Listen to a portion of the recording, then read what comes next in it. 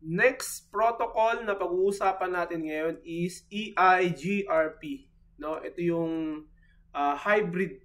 Itong routing protocol na to belongs to dun sa hybrid routing protocols. Okay. So, ngayon ang pag-uusapan muna natin is paano ba i-configure muna yung EIGRP. So, titignan niyo muna kung paano ko siya configurein. Then after nyan, testing kung mayroong mga ping. Of course, actually, ang objective is that ma-configure muna natin EIGRP. Then ma-test muna natin na itong dalawang host na yan is reachable, or ibig sabihin nagkakaroon ng interconnectivity or nagkakaroon ng intercommunication with each other. So meaning ang objective muna natin ngayon is lahat ng network addresses dyan is reachable. Reachable muna doon sa mga router na to, no?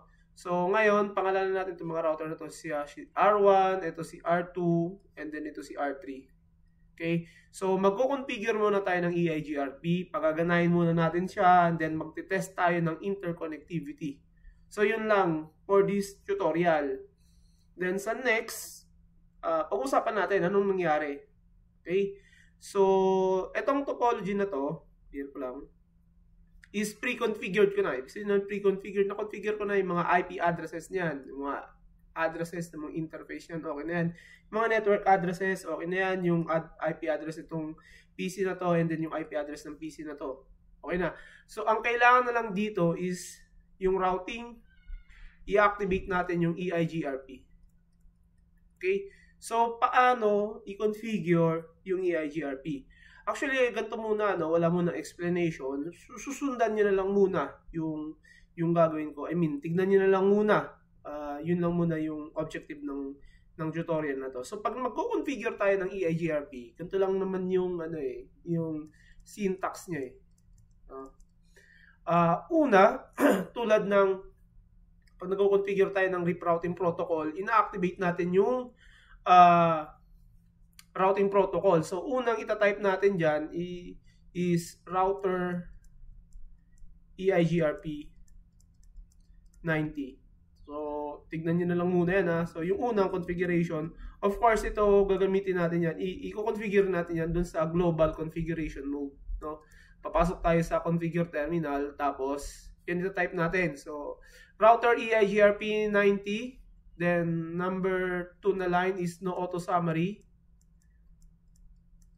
Parang RIP na RIP din no? May no auto summary. And then next is yung network. Yung network command. Actually, ito yung mga network na to. I-advertise natin yan. Ito. O, halimbawa, ito muna. Si network 192.168.10.0 tapos 0.0.0.255. So, ano yung mga yan? Sa susunod na tutorial natin. Basta yan lang muna ang gagawin natin, and then okay na tayo. Okay, so yun lang yung configuration nun. So router EIGRP, no auto summary, and then yung mga network command. Then tignan natin kung ano yung magiging output. Magkakaroon ba ng interconnectivity yung mga devices natin kapag kinonfigure na natin sila using this command. Ito example lang to tignan natin mamaya kung paano siya papasok dun sa mga devices natin kay R1, R2 and R3. So configure na tayo, burahin natin yan. Okay, so unahin natin si R1, ito na lang R3, unahin natin si R3. So configure tayo kay R3. Pasok tayo sa enable, tapos punta tayo sa global configuration mode. Sabi natin router EIGRP 90, di ba? And then no auto summary tayo. And then network command. So ano ba yung network command? 10.10.10.4. Then type lang natin to 0.0.0.3. So exit. So yun na yun. Okay, yan lang mag-configure ng EIGRP kay R3. So kung ano man yung mga commands na yan, di-discuss natin yan. So next, kay R1. Punta tayo kay R1. So enter natin. Punta tayo sa global configuration mode. So, router, EIGRP 90, tapos no auto summary, tapos network. Network, unahin natin yung 10.10.10.0. So, 0.0.0.3. Tapos network, sabihin natin yung 193.168.10.0, 0.0.0.255. Okay? Then network, 10.10.10.4. Diba? 0.0.0.3. Okay, so yan na yung configuration ng EIGRP kay R1. Okay, kay R1. And then, punta tayo sa configuration o activation ng EIGRP kay R2. Paano configure yung EIGRP kay R2? So, punta tayo sa global configuration mode. Tapos sabihin natin router EIGRP 90. And then, type natin no auto summary. Then, network command. Network 192.168.10.0, 0.0.0.255. Then, yung isa, network 10.10.10.0, 0.0.0.3.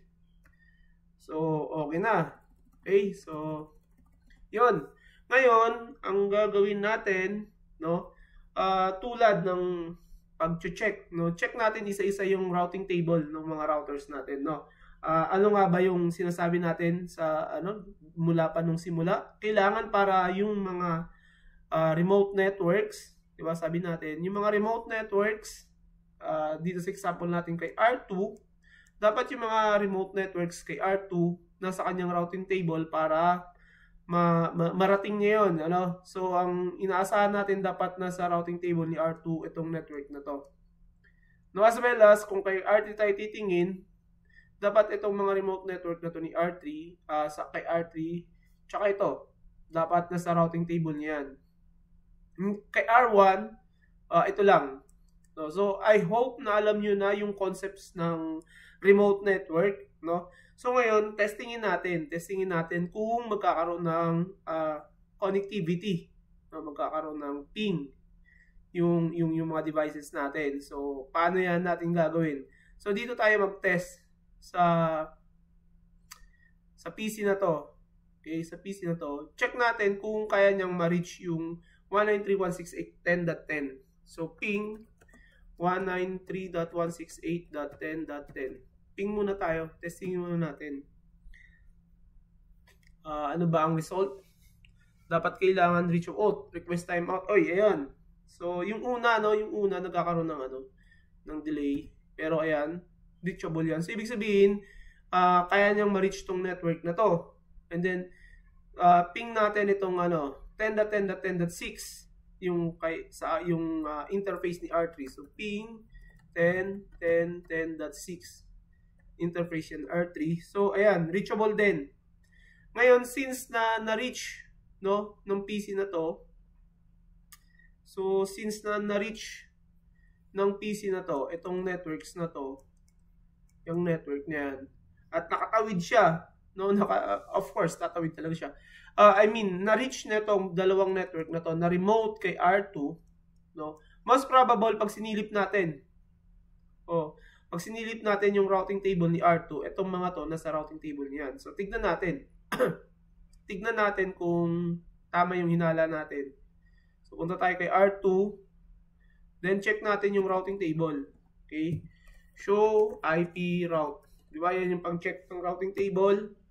So, pagka makikita natin yung routing table ni R2, hanapin natin yung dalawang networks na pining natin kanina. Ito, 193.168.10.0 tsaka yung 10.10.4. So, ito yon yung 10.10.4. Yan o. 10.10.10.10.10.4. Ayan. Tapos yung 193.168.10.0. Ayan. So, tama lang, no, na-reach nung PC na connected doon kay R2, itong mga networks na to, kasi doon, based doon sa routing table ni R2, makikita natin yung mga remote networks na yan. Ito. Okay.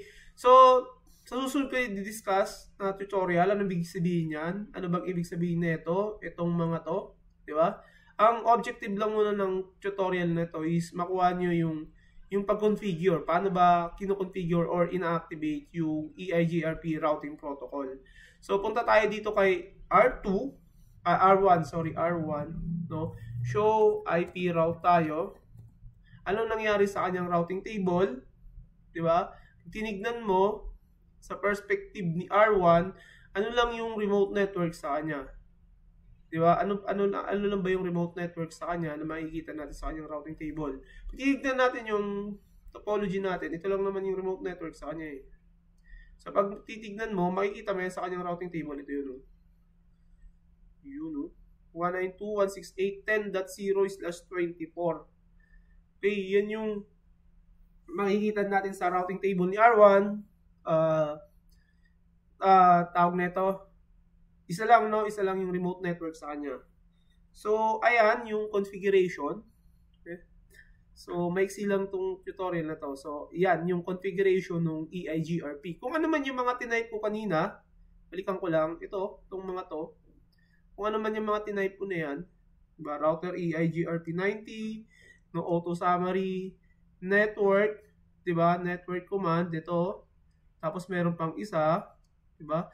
Discuss natin yan sa next na tutorial or as we go along. No, tignan natin ano ba yung mga bakit ba nung mga tinype natin yan? Anong nangyari, no? Bakit biglang pumasok sa routing table ng mga routers natin, yung mga remote networks? And then ito, may nakita ka dyan. Yan, no? Ano ba yung ibig sabihin yan? EIGRP neighbors, new AJSNC. So ano ba yung mga yan? Ano bang ibig sabihin yan? No? Tapos nung tinignan natin yung routing table, yan. Okay? So, yan lang muna. Yan lang muna yung maikling tutorial natin about activating EIGRP, no? Marami tayong i-discuss dito. Marami tayong mapag-aaralan. Ganyan lang kadali yung configuration, pero yung theory and then yung mga dapat yung malaman sa EIGRP is napakarami. No? Napakarami niyan. So, exciting yung mga next tutorial natin. Marami tayong madi-discuss. Okay, so, yan, hanggang dito na lang yung aking tutorial. Kung tawag nito, kung may tulad lagi ng paalala, pagka may natutunan, may naintindihan, no? Huwag kakalimutan mag-like, mag-subscribe, at mag-share ng video na to. So, hanggang sa susunod na discussion ng EIGRP, pag-usapan natin kung ano yung anong meron sa EIGRP mula sa pinaka-basic hanggang sa advanced concept ng EIGRP. Okay? So, next video.